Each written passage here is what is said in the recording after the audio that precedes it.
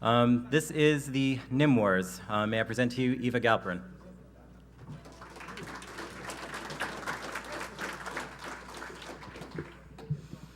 Hi there. My name is Eva Galperin. I am the International Freedom of Expression Coordinator at the Electronic Frontier Foundation. How many of you here know what EFF is? Oh, that's what I like to see. So I don't have to explain. I spend a lot of my time trying to keep journalists and activists and dissidents all over the world from getting killed because of things that they say online. And one of the most important tools that we have in our toolbox is anonymity and pseudonymity. So I'm here to give a talk today about sort of the development of pseudonymity online over the last couple of years, what has happened to it and where I think it is going. You can follow me on Twitter if you have a sudden urge to do so. I'm Eva Side. So we're going to start with the super, super easy stuff. We're going to get that out of the way. My slides are not showing. This is a sad story.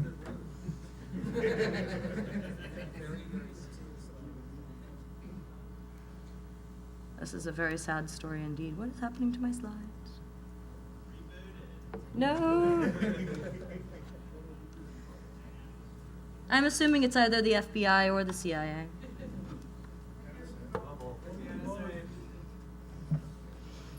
Any day now. Yes, please.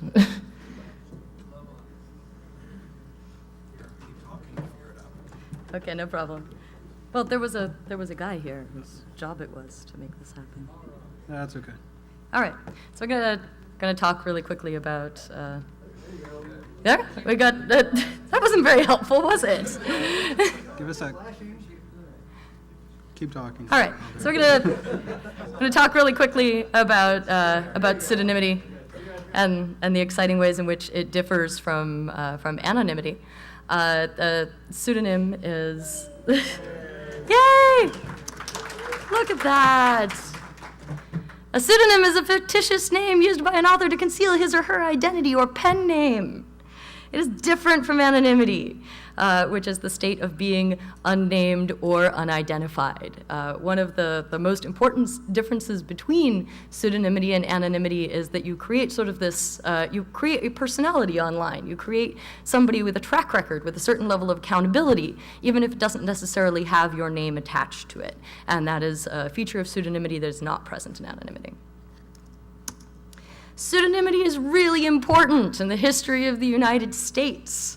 Alexander Hamilton, John Jay, and James Madison got together to form sort of a supergroup that wrote the Federalist Papers, and they all did it under pseudonyms. This guy, this chick, mandatory Lady Gaga content. So, once upon a time, when you got out onto the great big internet, you would find yourself in a chat room or an online forum or a news group, and you would have to make some sort of decision about what you were going to call yourself. Now, most people did not use their full names or even their first names, largely to prevent name collisions, which led to this culture of pseudonymity. Some notable pseudonyms are Scud, who may or may not be here, Nedek, whom I know is here, Moot, who founded 4chan, some guy named Emmanuel Goldstein, Barnaby Jack. Generally, people who are interested in computer security tend to be very interested in exploring the internet using pseudonyms because they are concerned about not necessarily having their name attached to their work, which may in some ways be controversial. Now, not all pseudonyms were appropriate for every forum. The pseudonym that you use on your local MMO is not necessarily the pseudonym that you're going to be using for a forum about exchanging recipes. It would just be kind of weird. And everybody understood this until All right, so the internet, it lets you play with your identity. There's a very famous cartoon on the internet. Nobody knows you're a dog. The problem with on the internet no one knowing that you're a dog is that sometimes this whole play with your identity can go wrong. About a year ago today, there was a scandal involving Amina Araf, who blogged for 6 years. She maintained a blog called A Gay Girl in Damascus. So as far as pseudonyms go, this was a pseudonym with a great deal of credibility. She was writing about sort of gay culture in Syria, which was controversial, and she wrote in a really stirring and interesting way. Furthermore, not only did she write in her own blog, but she would comment in other people's blogs, and she created sort of this, she was part of this whole community of queer bloggers online, and especially queer bloggers in the Middle East. What is particularly interesting about Amina is that in all of the 6 years that she blogged very passionately about her life in Damascus, no one actually ever met her. And this didn't really set off any concern or ring any bells until a gay girl in Damascus was apparently kidnapped. As a result of this, we discovered this. This is a gay girl in Damascus. His name is Tom McMaster. He's in his 40s. He is not gay. He is not a girl. He is not Syrian. Interestingly enough, when other members of Amina's community came out and talked about how hurt and betrayed they felt that this woman who was telling this important story, who had been quoted in newspapers, there were reporters who claimed that they had actually had physical meetings with her, and it turned out that the meetings had not actually taken place. When these people expressed their sort of outrage that Tom McMaster had decided to masquerade as a gay 20-something living in Syria, this is what he had to say. While the narrative voice may have been fictional, the facts on this blog are true and not misleading as to the situation on the ground. I do not believe I have harmed anyone. I feel I have created an important voice for issues that I feel strongly about.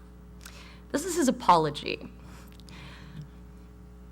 Now, obviously, there are some problems with this, and I think Andy Carvin gave one of the most salient criticisms, which was that when voices like Amina's are so publicly discredited, it creates a cry wolf effect, and it makes it very difficult to take other voices at face value, especially the voices of queer bloggers coming out of Damascus. So in that way, you could argue that he did, in fact, do some harm. And this is one of the things that people are really concerned about when it comes to pseudonymity. That on one hand, people can play with their identities, but on the other hand, they can pretend to be people that they're not. So somehow, having a real name, or what Google later refers to as a name-shaped name, creates greater trust. And that when people exchange real-looking names, that they will take each other more seriously and are more likely to be authentic. Now, I find this argument really interesting because while Tom McMaster did not use his real name, he was using a pseudonym, it was a name-shaped name. This would have passed any standard for Facebook or Google Plus or any social network that has a real names policy. The other thing that social networks are very, very worried about, social networks such as Friendster, Facebook, LinkedIn, Blizzard basically very briefly considered requiring people to use their real names on their support forums, so that anybody who ever Googles you will know about some kind of problem that you had with your level 70 troll mage. And the comment sections of some newspapers also adopted sort of a requirement that you use Facebook logins or a requirement that you use your real name. And the reason that they did this What's trolls? People who run social networks are very worried about trolls, more trolls, these kinds of trolls. And the reason why is what is referred to as the greater internet fuckwad theory. This theory posits that a normal person armed with anonymity and an audience online will behave like a total douchebag. And for, I would say, the last couple of years, this is a theory that has gained many adherents, including Facebook. Facebook did, until recently, have an extremely strict real names policy that required you to use your real name or your account would be suspended. Why do they really do this? Oh, I bet you can guess. Big fat piles of cash. It turns out that if a social network or a company can take all of the information that they have about you, your age, your web browsing habits, the brands that you like, the people that you talk to, the place where you're located, the places where you go, and they can combine that with your real name and say, your credit report, that your identity is worth an enormous amount of money to advertisers. And the more authentic your profile looks to advertisers, the more money the company can sell it for. Now we run into some problems. This is Eva Galperin. He was a Facebook user a couple of years ago who ran a very important Facebook group called We Are All Khalid Said. And he did it under a pseudonym. He was working at Google at the time. He was engaged in activism. He felt that having his name attached to this activism would be possibly deleterious to his health, and therefore did not use his real name. Obviously, once the Khalid Said site started to become very popular and gained some enemies in, say, I don't know, Egypt, his account was reported as being in violation of the real names policy. Because his account was in violation of the real names policy, it was suspended, and there was no more administrator for the We Are All Khalid Said group. Now, the way that this problem was resolved was essentially in a backdoor deal where somebody talked to somebody at Facebook and they said, well, gee, if you can find somebody to vouch for this guy, we'll go ahead and we'll let him run this very important group. But if you are not some important guy at Google, if you're just some, 15-year-old blogging in your parents' basement, which is, I understand, where most bloggers blog from, if you don't have contacts at Facebook or contacts at Google to vouch for you, then when somebody reports your pseudonym as in violation of the real names policy, there is absolutely nobody there to help you. And that's why these policies are a very serious problem. So everybody was very upset about Facebook's real names policy, and Google Plus decided that they were going to enter the social networking space. People were very excited because they needed an alternative to Facebook. They were thinking perhaps it will have better privacy protections. Facebook was in the habit of launching upgrades and updates that would suddenly take information that had previously been private and making it public by default. That's the sort of thing that people don't necessarily want in their social network.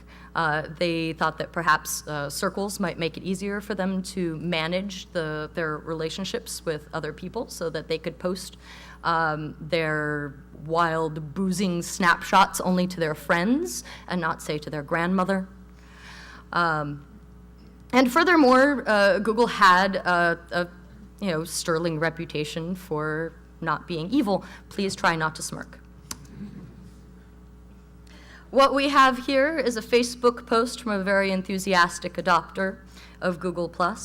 He announced that, with the advent of Google+, I will soon be deleting my Facebook account in protest of the ever-worsening privacy policies and many other reprehensible terms and condition changes. I encourage you all to join me. We were all going to go over to this other social network for like 10 minutes. Unfortunately, Google Plus decided that they too would have a real names policy. And not only were they going to have a real names policy, but it was going to be even more restrictive and weird than Facebook's. Google Plus's real names policy was automated. It would they actually had a spider that would crawl all the account names and flag suspicious things and simply suspend them without any kind of warning or due process. And they wound up suspending accounts that had handles, mononyms. I see Sai in the audience. Our personal representative for mononyms, people with stage names, people whose names contained non-standard characters, non-Western names. It's actually really common for people in Hong Kong to adopt a sort of secondary Western-sounding name that is not made entirely of Chinese characters, because it's just easier to type on a US keyboard. And amusingly enough, they also suspended a bunch of Google employees. It's not like they didn't know who they were. So activists were outraged. They blogged like crazy. They wrote op-eds. We had a hashtag, the Nymwars and Plusgate. We launched a site called My Name Is Me, which had a bunch of sort of personal testimonials from people talking about how important their pseudonyms were to them. This included Violet Blue and Cory Doctorow, who does not actually write under a pseudonym, but still talked about how important it was. There was a fantastic wiki written up by the geek feminism folks called Who is Hurt by Real Name Policies? And they pointed out that, women, minorities, people with unpopular opinions, people who are in jobs that need to sort of keep their private lives private, like teachers, doctors, all benefit from the use of pseudonyms online. We had indices of the blog posts and the coverage, so that it was actually very easy for journalists to find and to create more coverage. We tried to encourage people to do some research, because it turns out that the greater internet fuckwad theory has not actually been tested by academics in any way, and Dana Boyd is busy. And we had meetings with Google executives in which we basically threw our hands up and said, seriously, what are you doing? And lo, it was good. Many months later, Google Plus changed their real names policy, and they decided that they would allow people to have pseudonyms as long as they could point to some place where they had been using that pseudonym for a sufficient length of time, or it had a sufficient following. This amounts to pseudonyms for famous people.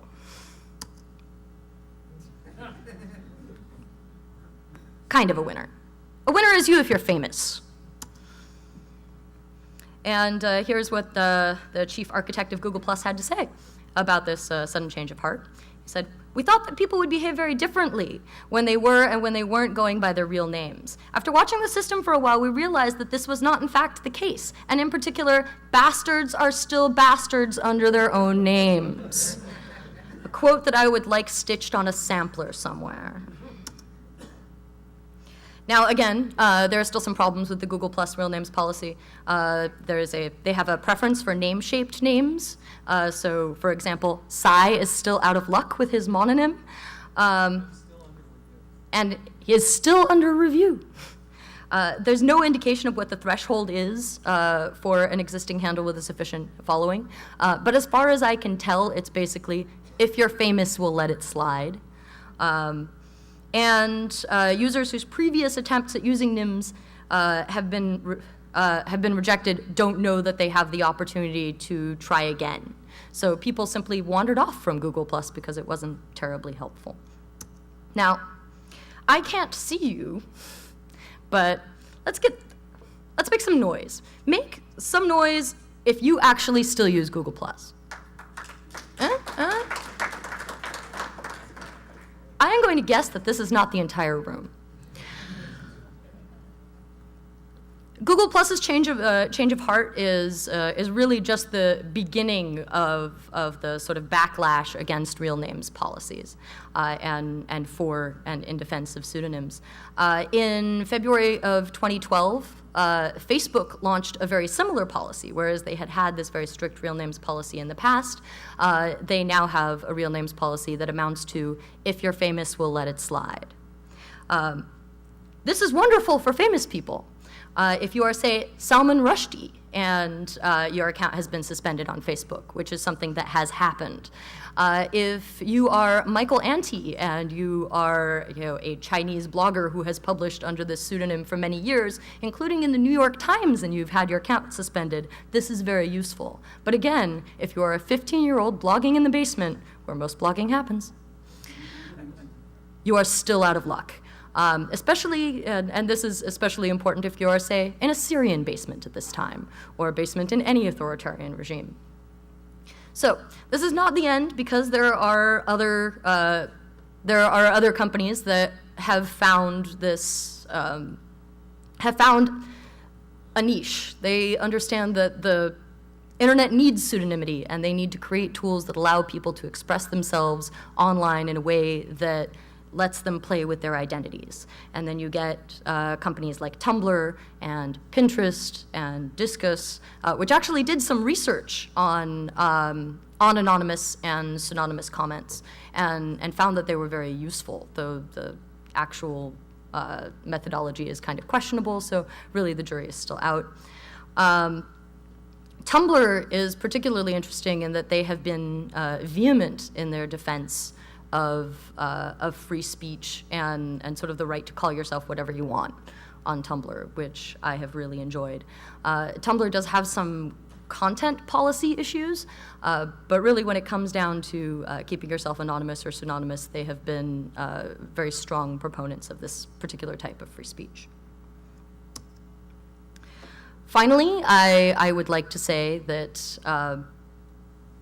you should support the EFF. We're sure wonderful. I need money for a cape. And now I would like to open the floor to questions.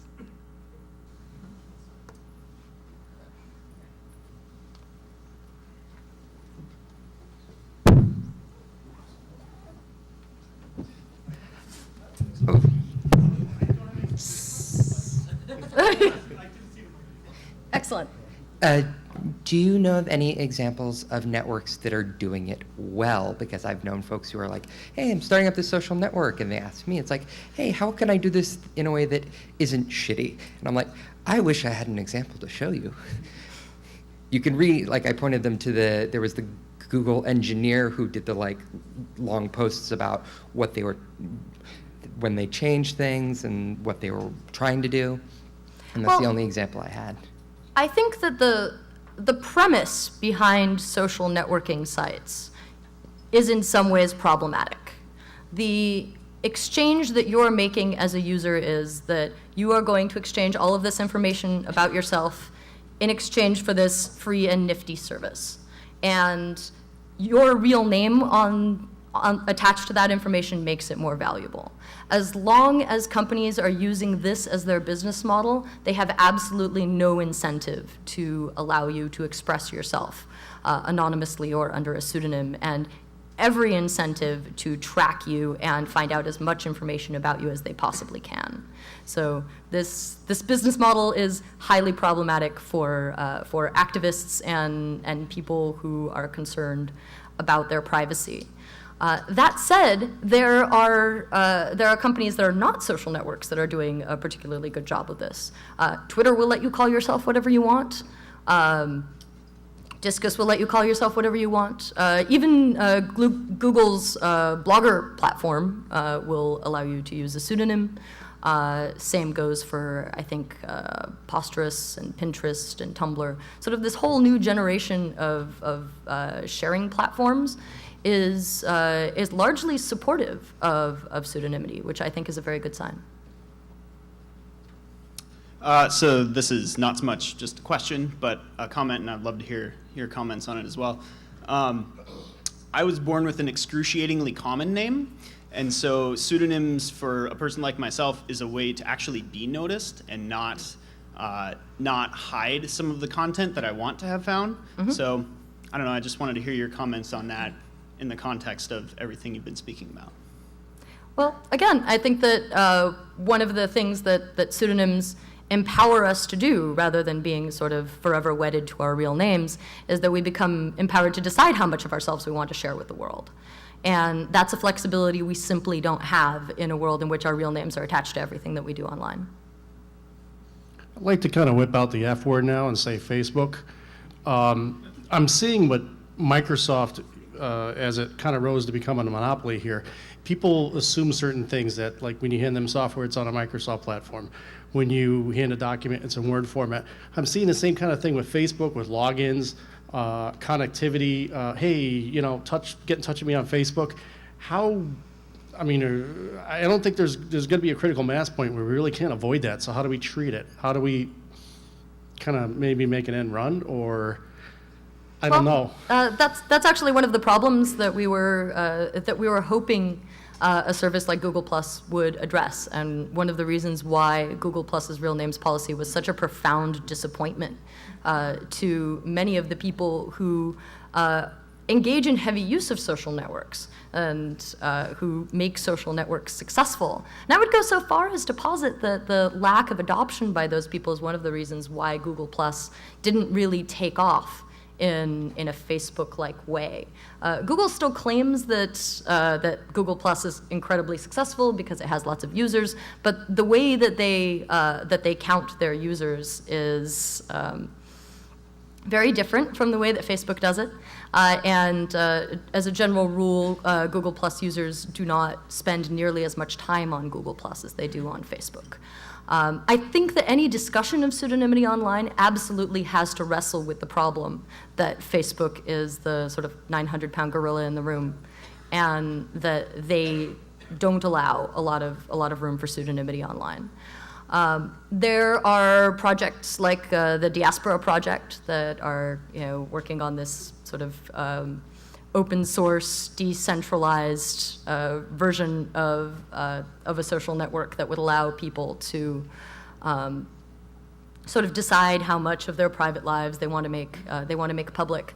But I think it's a long way from becoming a reality at this time. I would certainly encourage people to think about sort of alternatives that they could pursue. I'm in a room full of software developers.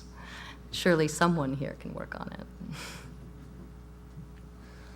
I wonder if we have misunderstood the reasons why large social networks chose not to allow pseudonyms.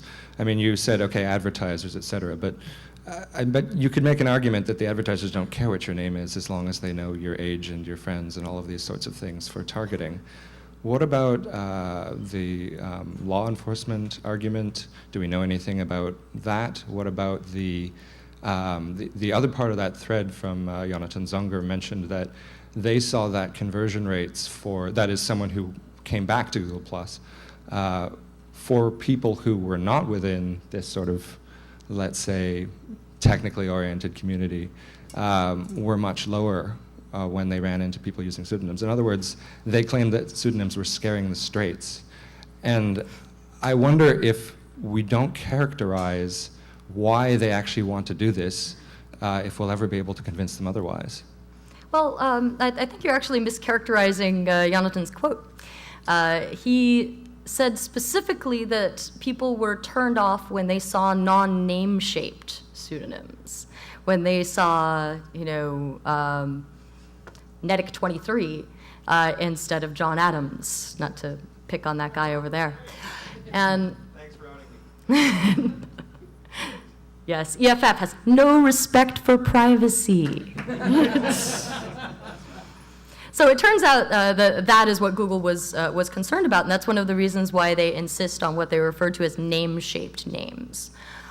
You could also argue that advertisers aren't concerned that they have your real name. They are concerned that they have something vaguely name-shaped that sounds plausible.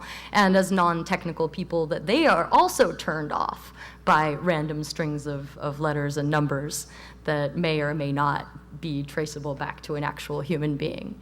I think that the law enforcement argument is not without merit. Certainly Eric Schmidt has come out in public and said that anonymity, I think this may have been about 2 years ago, but the quote was that anonymity on the internet has to go away because governments simply will not allow it. They need to know who you are for law enforcement purposes. And while I think that is a reflection of how much pressure there is on companies to provide that kind of information to governments, it's also the best argument I have ever heard for fighting it.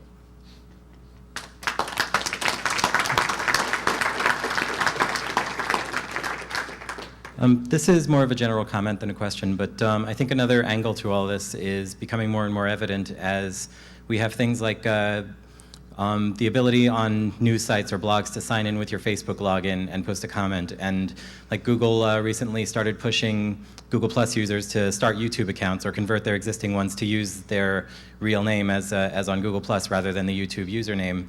And so we're seeing this sort of creep, and it's not just what you're doing on that social network or on that blogging service or platform or whatever. It's a way to connect more of what you do across the web to your identity rather than keeping it all in one place. I think that's an excellent observation. Certainly there are efforts by large companies to create this sort of monolithic identity. And there is a very interesting related problem that happens when a company that allows pseudonyms or anonymous accounts is purchased by a company that insists on real names policies. What happens to all of those accounts? And you can see something very interesting happening with this conversion process that's happening between Google Plus accounts and YouTube right now, where you have the option to sort of merge your Google Plus account, which presumably has your real name on it, and your YouTube account, which you may have made, 5, 6, 10 years ago, and contains some sort of other pseudonym. I do appreciate that Google did not do this automatically and did not automatically opt people into merging these two accounts. So you have a choice. But I think that is definitely a trend that we'll be seeing more of in the future. Any more questions? Have we solved the problem of pseudonymity on the internet? Well, one more question. So, All right. How does the rubber meet the road? What influence can the EFF specifically? How does the EFF exert influence over these private companies with their private social networks that they're creating? How can we affect what they do? Well, there are a couple of different things that we do. One of the most noteworthy is something very similar to what happened to Eva, which was that some important person who really needed to maintain their anonymity online, working from an authoritarian regime towards political goals, gets suspended on Facebook, and he calls us. And then we call Facebook, and we say, hey, let this guy back on. And they say, well, I guess. But here's the thing. I don't scale. And if you don't know who I am, and you can't call me, and you don't know that you have a choice, I can't help. And that's one of the most important reasons why the policies need to change. And this continued sort of backroom deal, we help you piecemeal policy is simply not working. We need to have good policies in the first place, not policies that we just kind of fix ad hoc. So I guess I was wondering if you think that there's also a good reason for enforcing real names, or at least wanting to have like a good reason for pseudonyms, because isn't it kind of annoying on a social network to see people you know by one name going by another, and kind of breaking reality from what exists on the social network? I don't think that my annoyance or feeling that reality has been broken in some way is enough of a reason to impose on someone else's decision about how they want to present themselves online. Well, more like that you would prefer that there's a good reason or that they have a reason, not just. I don't think because they have to they're, like- justify themselves to me. I mean, well, yeah. I mean, I'm saying that, like, if you're trying to connect real people with their real friends, that there's some sort of, like, human desire to kind of have everyone kind of fit into the same ball that you put them in the rest of the time, even on the social network. I mean, just to be a devil's advocate. And certainly the desire exists, but it is not enough of a reason to take choice away from users. I mean, of course. There are so many very strong arguments for allowing people to choose how they present themselves online that I don't feel they are outweighed by, but I find this really annoying. I am perhaps taking a cheap shot. Yeah. Well, I mean, I'm just trying to be a devil's advocate for, because, I mean, people have all these desires for a community, but they don't necessarily, always like being in a community. So we should force them to be in communities? I think that we need to give people the choice too, but that people push back against it because they like, John to be John and not John to be John, except on Facebook where he's like, Bob, some other name. It is true that there are people who like that. Thank you for your comment. I can't help but notice that your comment is very, very parallel to the arguments that were made early during the Nymwars, where both from Google and from sycophants saying that if you don't use your real name on Google, then how are your friends going to find you? And I would say that— He says at a hacker convention. Yes, and I would say that this is exactly backwards. If you aren't allowed to use whatever name you want, then how are your friends going to find you? Because, for example, I don't know how many of you know Aesthetics. He's one of the guys here. I happen to know his legal name, but most people don't, and I never call him that. And if I went looking for him, it's not what I would look for. And if he wasn't allowed to go by Aesthetics, I would not be able to find him. And I think that that argument is an argument against requiring people to use some particular name that they don't want to use. Finally, there are people who do not use their real names for safety reasons. And when you create a social network that requires people to use their real names just for your overall comfort, what you're doing is you're not making an inclusive network. You're making a network only for people who don't have safety concerns, only for people who are who don't have minority opinions, or who have never done anything controversial, or who have nothing to lose. And I don't think that you can really build an inclusive network without giving people this kind of choice.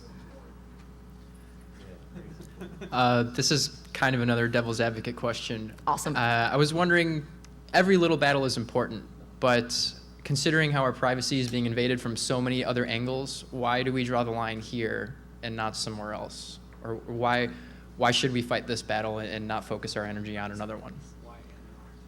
Well, as it turns out, it's not a zero-sum game. If we spend our energy fighting real names policies online, we do not lose out on energy to fight invasions of privacy by corporations, or people spying on us because websites use straight HTTP instead of HTTPS by default. We can do all of these things at once. And I submit as Exhibit A at the Electronic Frontier Foundation, where we do, in fact, do all of these things at once. I do think that this is an especially important issue because activism will always happen in the place where many people congregate. And for better or for worse, in some ways, Facebook became that place. There is a Tunisian activist named Sami Ben Gabria who described the way in which the Tunisian government slowly but surely shut down or blocked just about every method of communicating and sharing videos with masses in Tunisia aside from Facebook. Facebook was the only platform in which they could sort of conduct their revolution online, and that's the reason why it was so essential to the revolution. I think that if Facebook and Google and other large companies are going to be the battleground where these things happen, then we absolutely need to face them because people's lives are at stake. No, thank you. Okay, I don't know anything about law at all, and I don't even know if it makes sense, but it sounds like there needs to be a legal right to privacy online, and that may be like one of the only ways to get companies that have financial incentives to prevent you from doing that to help. I mean, is that possible? Is that something that people should fight for? Well, we run into a problem with the First Amendment. Okay. You see, while on one hand, you have a First Amendment right to call yourself whatever you want, Okay. the company which is hosting your speech has a First Amendment right to host whatever kind of speech they want, Right. and Yeah. to set Yeah. the rules however they want. I think that rather than calling for a legal remedy, what we really need is just a broader ecosystem of social networks where people can share this kind of information with each other. It's okay if somewhere out there there's a social network that requires people to use their real names, just as long as there are also social networks that don't require you to use your real name. That makes sense. Yeah. Okay. Thanks. Is there any privacy reason why names need to be globally the same for every viewer of a system? Like if I have Aesthetic's real name in my phone because I know him under that other name, it doesn't hurt him that I have him saved under that name in my phone book.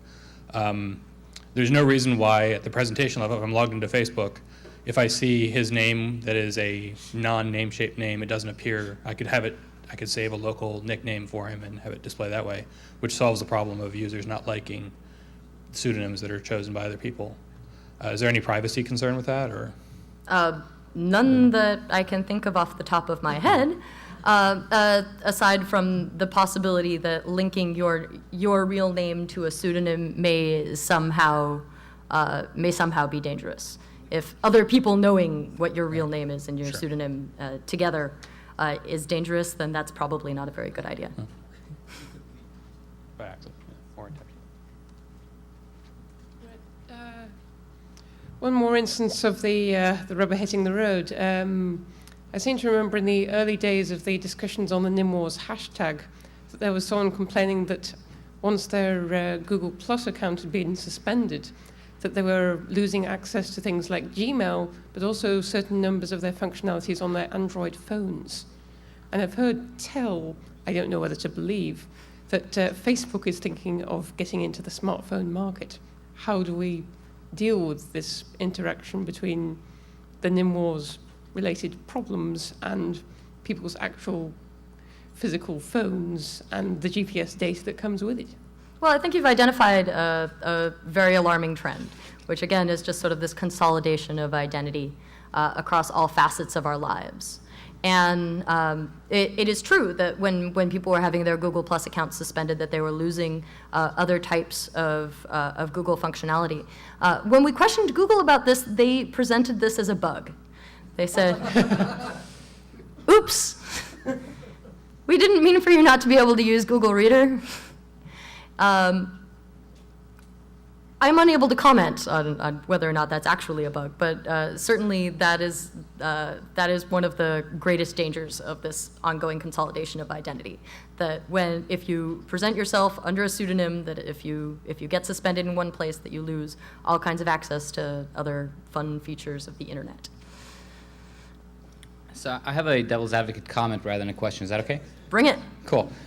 So I think it's really important to fully understand the system in order to be able to change it. And I fully am in agreement with being able to use pseudonyms, but I think the motivation with companies like Facebook and Google for using real names is not for advertising, because I think that the best ways of tracking are not using real names. There's other ways of tying things, and I think that I just really think that the main driver for them is the creation of value, which for them is growth. So I think the reason they use names is because that allows more people that don't have the same concerns as we do about privacy to adopt more easily. So I think we need to kind of understand their motivations to be able to change the system. And I'm not sure what the answer is, but maybe in the short term, some kind of a map where we can use name-like names, but just have a distributed map to have those mapped to whatever we want to be searchable and indexable by. Well, I think that the best counter to that is that norms change over time. At this time, non-technical people are sometimes scared off by non-name-shaped names when they encounter them on the internet.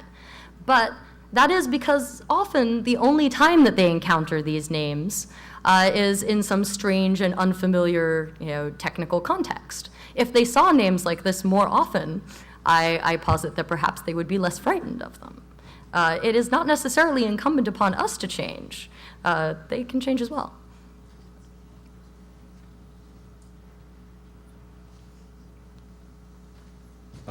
I think we as a community really get these issues, but I'm sure many of us have friends who aren't technical users.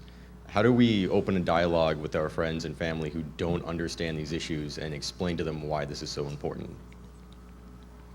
Well, often the reason why people don't understand why pseudonymity on the internet is so important is because it's not important to them. It does not impact their own lives, and so they have difficulty thinking of a use case in which using your real name online would be embarrassing or unpleasant or life-threatening. So generally, the way that I approach this is by presenting them with use cases. You may be comfortable using your real name online for everything you do, but imagine, if you will, that you're a woman with a stalker, or you are a dissident in China, or you are a hacker at a conference in New York. There are many, many reasons why people want to protect their names. And usually, once you bring up these other use cases, it's very helpful. Usually that's true, but sometimes I've encountered people who still just don't seem to care. Anything you might suggest for that situation? Well, it depends on the basis of their not caring. There are people who don't care because it doesn't matter to them that a service or that the internet it might not be for everyone, in which case you address that issue. There are people who simply cannot empathize with people who are not like themselves, in which case they should seek therapy. So yeah, it's really all about sort of getting to the root of the criticism and finding out why they still don't care. Thank you. No problem.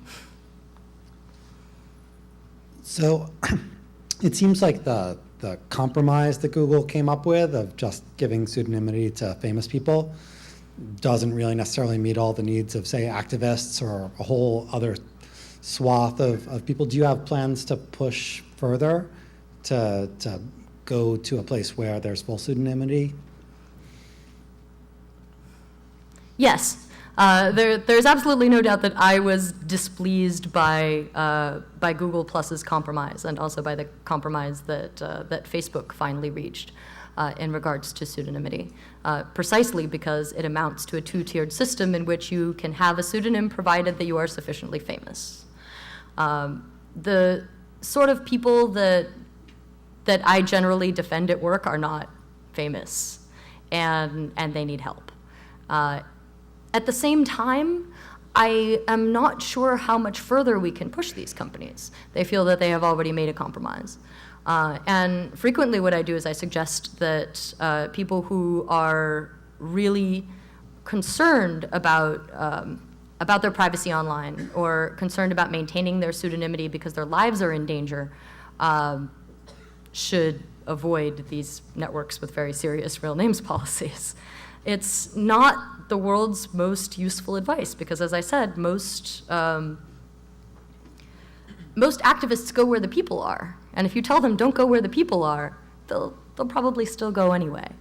So this is a problem that continues. More research is needed.